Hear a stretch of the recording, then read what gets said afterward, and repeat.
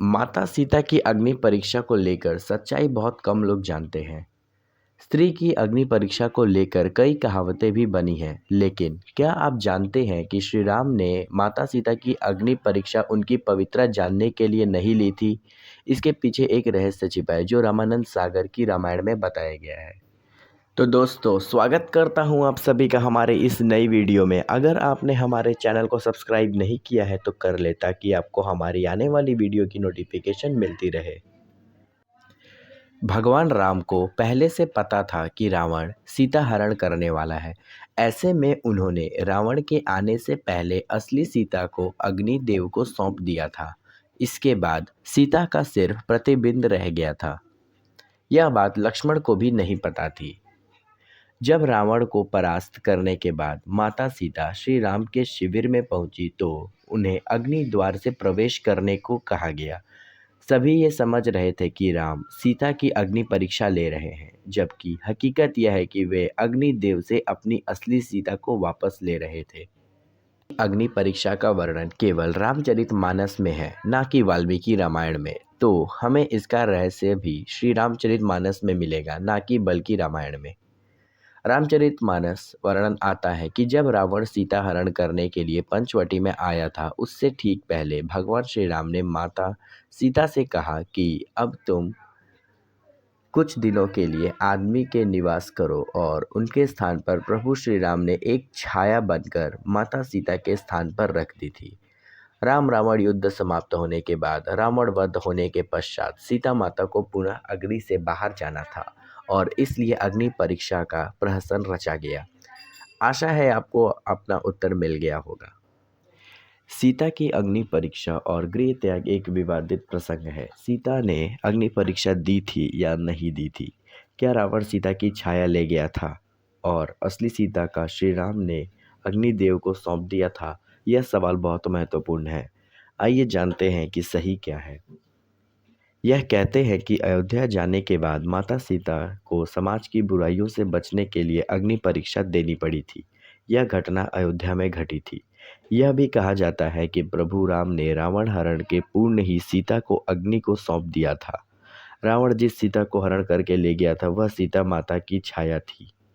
लंका विजय के बाद राम ने अग्निदेव से अपनी असली सीता मांग ली थी। यह घटना लंका में घटित हुई थी।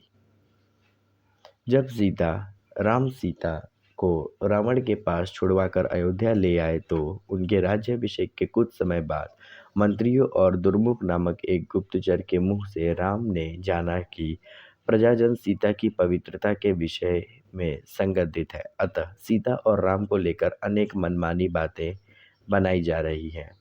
उस वक्त सीता गर्भवती थी। राम और अन्य से सीता से कहा कि समाज में बातें बनाई जा रही हैं। सभी कहते हैं कि सीता अग्नि परीक्षा देनी पड़ेगी। माना जाता है कि समाज द्वारा संदेह किए जाने के कारण सीता ने ग्लानि, अपमान और दुख से विचलित होकर चिता तैयार करने की आज्ञा दी। सीता ने कहा, यद्यपि मन, वचन और कर्म से मैंने सदैव राम को ही स्मरण किया है, तथा रावण जिस शरीर को उठाकर ले गया था वो अवश्य था। तब अग्निदेव मेरी रक्षा करे। और फिर सीता माता से जलती हुई चिता में प्रवेश किया। अग्निदेव ने प्रत्यक्ष रूप धारण करके सीता को गोद में उठाकर राम के सम्मुख प्रस्तुत करते हुए कहा कि वे हर प्रकार से पवित्र है।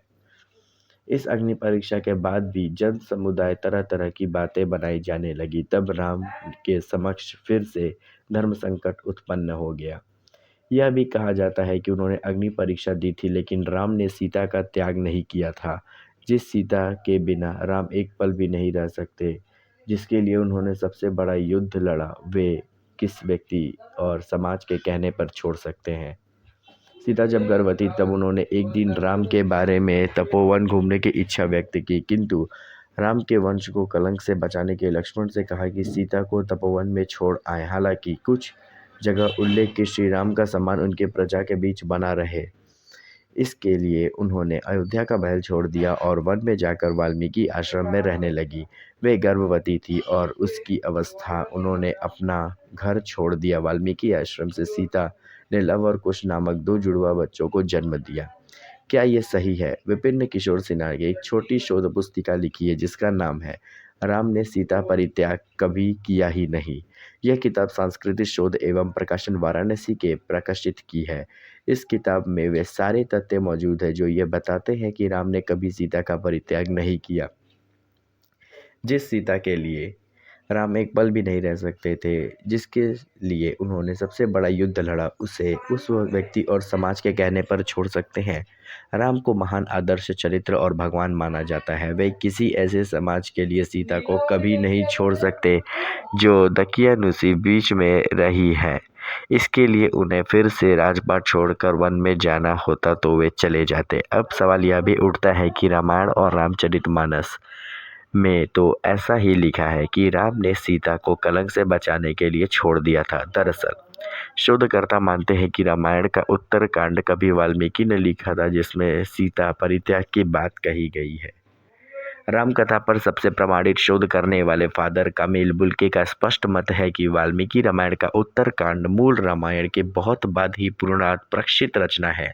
रामकथा उत्पत्ति विकास हिंदी परिषद हिंदी विभाग प्रयाग विश्वविद्यालय प्रथम संस्करण 1950। लेखक के शोधानुसार वाल्मीकि रामायण ही राम पर लिखा पहला ग्रंथ है जो निश्चित रूप से बौद्ध धर्म के पूर्व लिखा गया था।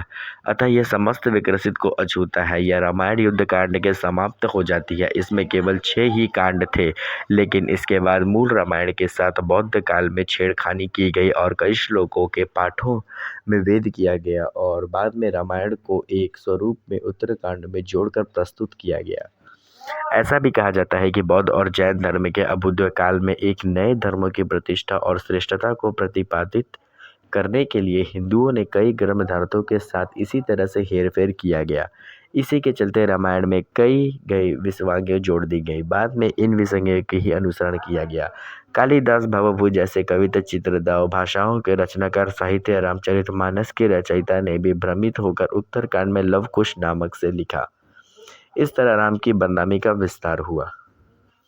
वीडियो में बताई गई राम से जुड़ी सारी कथाएं उत्तरकांड में उल्लेखित है जिसके सच होने में संदेह है, क्योंकि ऐसे कई प्रमाण मौजूद हैं जिससे यह पता चलता है कि यह कथाएं बौद्ध काल में जोड़ी गई हैं।